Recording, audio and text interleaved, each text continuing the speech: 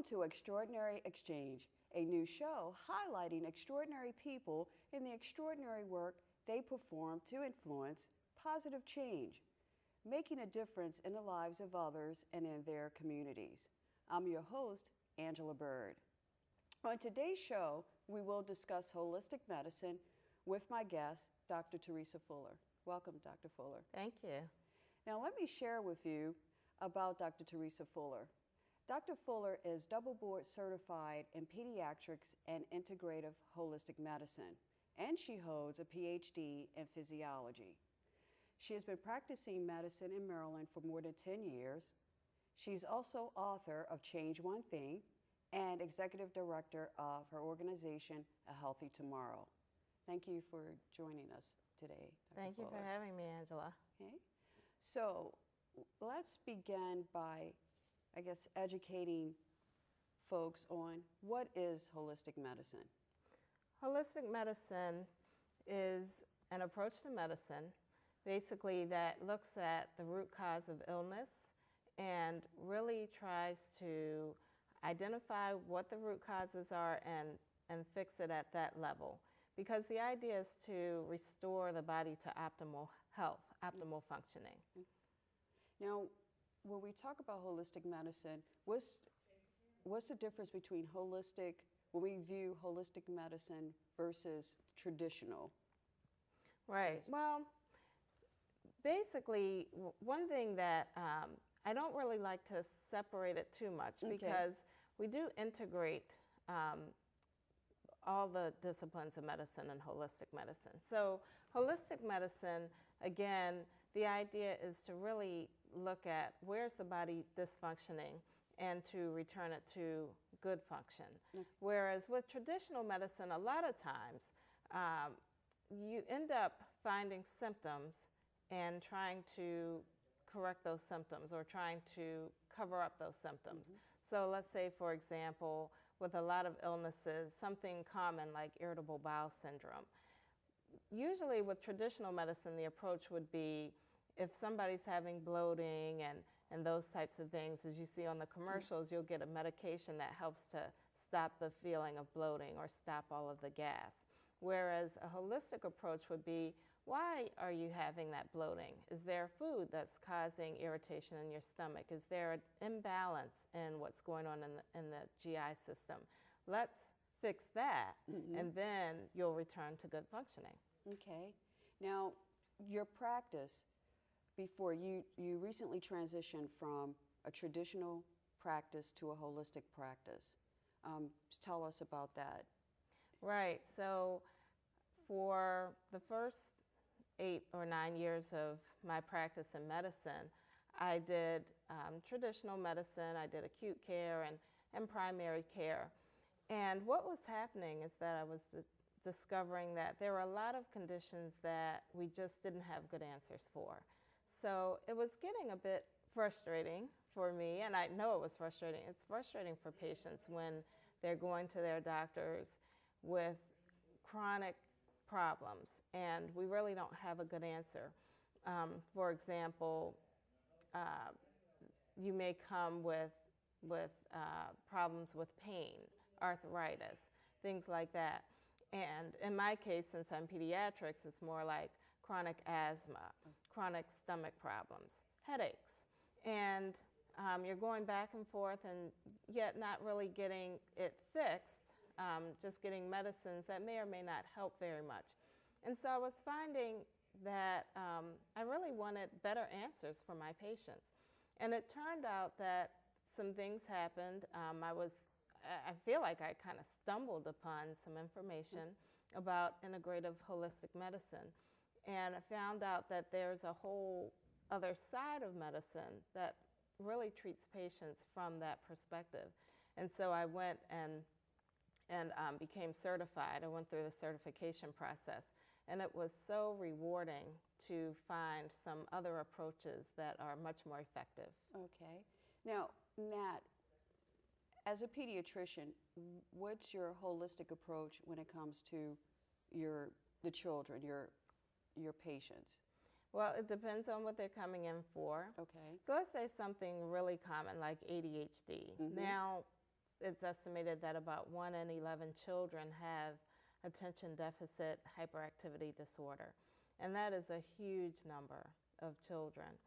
So when they come to the office, traditionally, let's look at that approach. Okay. Usually we diagnose it based on some symptoms. The child is hyperactive or having trouble focusing, that type of thing. And then, so we diagnose it and we put them on, well, I'll say we put them on a medication. Not all doctors do that. Sometimes they'll try a behavioral approach first, and if that's not working, then we put them on a medication. Well, the medications have a lot of side effects, and I wasn't really satisfied with that. My approach now, from my training in holistic medicine, is to find out why is the child having those symptoms. And there are so many reasons. It doesn't necessarily, medications really only target one reason for those symptoms. But it might be something as simple as food allergies. I had one child who we tested for a lot of different things, and the only thing that came up was food allergies. But it was allergies to many of the foods that she was eating every day. So just taking those foods out of the diet allowed her to focus and allowed her behavior to calm down. So that's the approach that I take as a holistic pediatrician. Okay, it appears that you delve deeper. You look at the whole picture. Right. Right, and not just, looking at the symptom, but what goes beyond the symptom. Exactly. Okay. Because symptoms can be caused by so many different causes. I mean, there's so many factors that can cause symptoms. And unfortunately, we in the, traditionally just try to treat that symptom, but that may or may not work if you're not dealing with the underlying cause. Now, what about for adults? For adults, it's the same thing. Okay. So let's say something really common like type 2 diabetes. So many people are suffering. In fact, it's estimated that in 2050, there'll be 1 in 3 adults will have type 2 diabetes. And it's a really serious illness because it's the leading cause of blindness, leading cause of leg amputation, leading cause of kidney failure. So very serious illness. But oftentimes, what diabetes simply is, it just means that the body is resistant to insulin. So we give them medications and things like that to reduce insulin resistance. However, holistic approach is to stop the body's resistance to insulin. Okay. And you do that by, a large part of it is through nutrition. Many times diabetics are told, well, you can eat whatever you want to eat, just make sure you cover yourself. For example, if you're eating something that raises your blood sugar, just make sure you correct your blood sugar. Or we will tell them, no, you should watch what you eat, but I don't think we go far enough. If you really teach type 2 diabetics how to eat properly, many times they can restore insulin sensitivity and come off of the medications.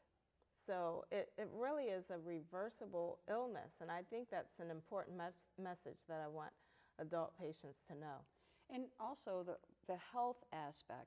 And when I'm saying as far as diet, the whole healthy eating, watching your weight, that of course is something that falls into play with the holistic approach. Yes, Yes. That is foundational because we really, I don't think, recognize how much of a role that plays. In fact, Thomas Edison said that the doctor of the future, now he said this, back in his time, he said the doctor of the future will no longer treat the human frame with medicines, but will cure and prevent disease with nutrition.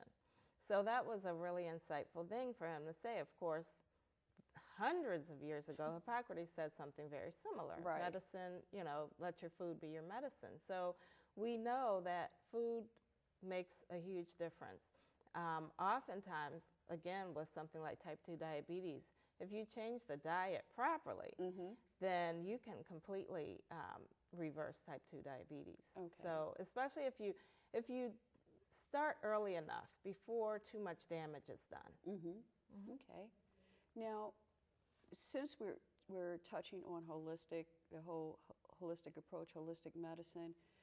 You wrote a book, Change One Thing, and can you expand and tell and talk about your book? Because Sure. you touch on that basically. Mm-hmm. So let's hear about that. Right. So the title is Change One Thing. The title comes from the challenge to change one thing in your lifestyle that will make a difference in your health. So the way the book started, it actually was it was just a set of challenges that I was doing in my church to help people to turn their health around. And we're just looking at one thing at a time. And the idea is you take one habit. It takes about 30 days 21 days to form a habit. So I give you 30 days. And so you take this one thing and you focus on that for a month and you develop a habit. And so then you move on to another thing. And the book is composed of 12 different habits that I'm challenging you to develop into your life. And once you go through those, you will completely turn your health picture around. If you don't have health problems, then you're going to be in a great position to prevent health problems. But if you have health problems, you will really see a big difference. And I know because the reason I wrote the book is because I had to go through it first to help with some of my own health problems. Okay. So can you tell us what you wrote in your book? How did it change you? I mean, what would you say to people that are interested in reading your book, what you went through? Right. Well, personally, what I had dealt with a few years ago as I was approaching the age of 40, I had started really putting on weight. I had gotten close to about 170 pounds, and I had developed an arthritic foot condition, or inflammatory foot condition, I should call it, plantar fasciitis. It's very common. A lot of people listening probably have it themselves. And had been dealing with that for about 2 years, went to a podiatrist, was told to use some shoe inserts, things like that, Motrin, ice. And I did those things, but I wasn't getting any better. So about 2 years into it, I heard a really good talk on health about nutrition and exercise and detoxification. And I heard it from a perspective that I hadn't heard it from before. And it was so eye-opening that I said, immediately, I'm going to do this. And I did it. And I'll tell you what that was in a minute, but I really implemented those changes. And within a few months, I had lost 30 pounds. The foot condition went away. And I haven't gained it back because it was a lifestyle change. So that's really what the book is about, is to institute a lifestyle change. It focuses on some nutritional changes. So, think what to drink, what to eat, what not to eat. It talks about detoxification. So what are ways to clean out our bodies from some of the damaging things, chemicals and pesticides and metals and all of the things in our environment? What are ways to get rid of that? And also just some regular things that you would already know, of course, exercise and stress reduction. So a lot of very comprehensive program. Okay. Now let's go back to holistic medicine. What else can you tell our audience about holistic medicine? If we have someone that decides they no longer want to take medication for whatever reason, and they really want to change the way that they take care of themselves, holistically. How would you go about that? A big part of holistic medicine is educating yourself. And so I really encourage people, even if they're not my patients, to learn about what you need to do. For example, let's say, like you said, you don't want to be on medications anymore. Well, until you can come off of those medications, you want to stay on your medications as long as you need to. But you can start doing some things that will really reduce your need for medications and ultimately allow you to come off of some of those medications. So you want to start by ideally seeking the help of a physician that is holistically minded, who can guide you in that direction. A lot of the things you don't need a physician for, learning how to eat well, there's a lot of good information out there, but there is a lot of bad information. So that's the only problem. You can get confused. You really want to find somebody who knows how to direct you. But once you start doing some of those simple things for yourself, drinking water, getting the sugar out of your diet, eating at least 80% of your food should be vegetables and beans and whole grains and seeds, those types of things that all are very nutritionally dense. You start doing those things and you'll see a big difference. But to deal with some of the more serious underlying issues, you're going to need a physician. Okay. Now, you spoke about pesticides.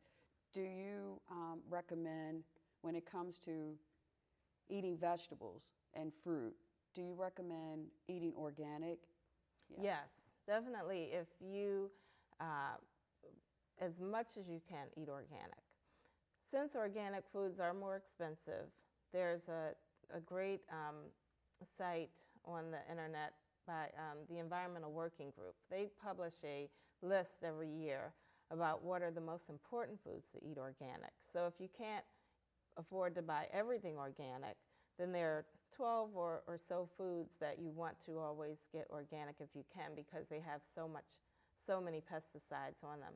And I put that list in my book as well, so that you can just print that list out, take it with you to the market, and okay, my apples, my cherries, my celery, for example, I need to get that organic. But it's okay, some of the other foods, if I can't afford the organic. Now, do you, when it comes to children and their parents, do you also make recommendations to the parents, in terms of treatment or in terms of how you treat children for certain ailments or diseases? Most of the time, the parent is going to be the key. So the whole family needs to be on board with the changes, because usually there are going to be some lifestyle changes.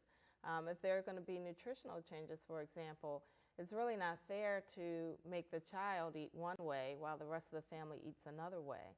So the whole family really has to say, okay, we're going to bring more of these foods into our diet, and we're going to get all of this junk out of our house, not just hide it from the child. Right. We're actually going to get it out of the house, and we're all going to do this. And once the parent is on board, extraordinary things can happen, because because parents want to help their children, but once they really get on board, it really turns the child's health picture around. And do you find that really helpful, though, to get the parents engaged? I mean, you don't find any resistance to parents not? Oh, sure. Sometimes parents are resistant. It's such a big difference. Right. The problem is, and I feel for parents. I'm a parent, so the problem is that there's such a culture of unhealth around us. The children are being marketed to constantly. There are so many commercials telling them, eat this cereal and eat this, junk food, all these artificial colors and sugars and, all this junk. And so the parents are under a lot of pressure because everybody else is eating it and the child is begging for it. And so parents do resist sometimes because they don't want their child to be singled out, or because they may not really recognize how important it is. But that's where, just continuing the education process and letting parents know it really will make a big difference. And once they see it, then they're on board. Now, what tips could you give if, we have a parent or maybe even an adult that's interested in the holistic, in approaching a doctor that practices holistic medicine? What would your tips or recommendations be for them in seeking, like someone out seeking you out, or other doctors that practice holistic medicine? Yeah, it's a good idea to call around. So, for example, let's say if you're wondering, should I do this? You can always call me or look on the internet, find a doctor that is trained in integrative holistic medicine. Just give them a call and tell them what your symptoms are or what your conditions are, why you want to seek that treatment, and you can find out if that's going to be a good fit for you. Okay. So I think that's a good place to start. Okay.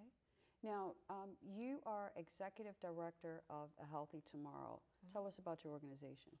Well, it's now my practice is also called A Healthy Tomorrow, and it's really an organization that's designed to give resources and tools to parents, to families about how to live in a healthy, how to live a healthy lifestyle. So I have a website, for example, where I produce blogs and things like that, and the idea is to just let you know what you can be doing from birth all the way through older age to really obtain your optimal status of health. So, again, what to eat, what to drink, some of the habits, exercise, and ways to do it, and really trying to get that message out there. There are a lot of good supplements out there, and I try to let you know what are good choices. So that's what the organization is designed to do. And I know part of that, you're also an advocate for fighting a cause against childhood obesity. I know that's something that that's in your heart. Yes. Can you expand on that? We're at a point now where 1 in 3 children are overweight or obese, and that is a big health problem. Unfortunately, I think a lot of people don't recognize how serious it is, because a lot of times we think children will outgrow it, but the statistics don't show that. They actually show that if a child gets to a certain age, let's say if they get to the age of 10, then they have an 80% chance of remaining overweight if they're overweight at the age of 10. So it's really not something that they're likely to outgrow. But why do we want to deal with it? Because now we're at a point where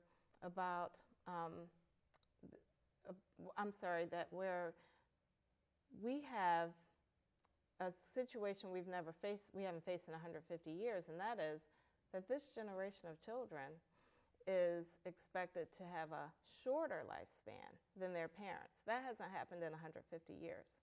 And that's because of these rising rates of obesity, which are leading to rising rates of type 2 diabetes. And of course, we already talked about how severe that illness is. So we really have to get on top of that. And one of my big, I guess you would say, one of my big causes is to let parents know how to effectively bring their child's weight into a healthy range.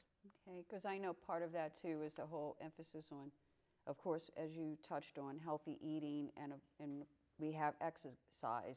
Do you also encourage, which I'm sure you do, encourage parents, families to engage in exercise? Yes. And to emphasize the importance of it. Yes, because if you, it's okay to tell your child to go exercise. Right. And we've always done that, go outside and play. Right. But you also want to do it with your children, because it just makes it more fun. Right. When I was little, my father always exercised every day. And he would always, I just go down there and jump around with him, and it was fun, Right. Right. And so that helped me want to exercise. And the same thing, we should do that for our children too. Let's go outside and play ball. Let's take a walk to, the mall or wherever. Right. Right. Let's do things like that really get the whole family on board.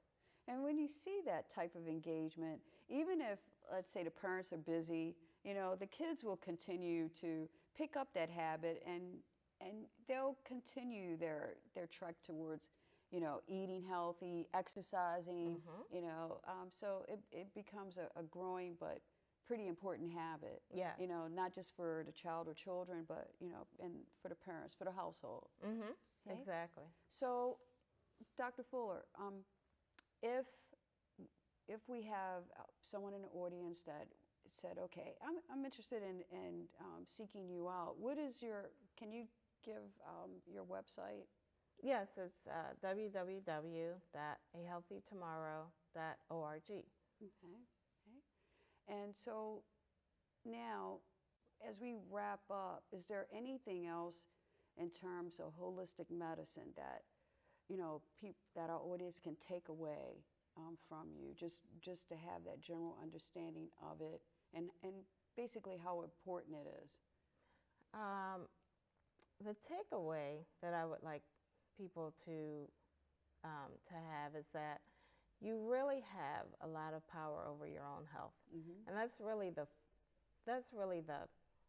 point of, I think, holistic medicine, is to let people know you really have the power over your own health. Your body is designed to heal itself. It's an extraordinary body. I mean, we have all kinds of healing mechanisms just designed into our bodies.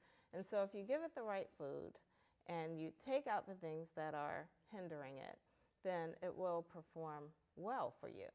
So I just want people to know that they have the power. So not to feel intimidated, not to feel like you're always going to be sick, that you can turn your health picture around. Okay, that's great. And so one other thing I wanted to mention before we close is your take on like the sodas and diet sodas, because I've seen so much information that's been circulating really recently that it's, what are your thoughts on that? On those Well, everybody knows that soda's bad, right? But many people think that diet soda is a good choice. And that's actually not true. And this is what's interesting. The studies are showing that diet soda is linked with overweight as well. So if you think that you're going to improve your weight by drinking diet soda instead of regular soda, not true. Right. There's some reasons for that, but the point is you want to avoid all of it. Okay. What you really want to drink is water. Get your taste buds used to water. Drink green tea, freshly brewed green tea. That's a great thing to drink. Yes, you which can I do. drink. Great. You can drink freshly made juices, meaning something you make with a juicer from fruits and vegetables in your own kitchen. So those are good choices, but you got to get the soda out. Okay. Or it should be just a rare treat. Awesome. Okay. Well, it's Dr. Fuller. I thank you so much for joining me today. And the information that you provided, I hope will be helpful to our audience. And any questions that they would have, I would hope that they would not only seek, well, if they're interested, they can seek you out. And they could also, get in contact with other doctors who practice, holistic medicine. So thank you for joining us today. Until next time, do the extraordinary.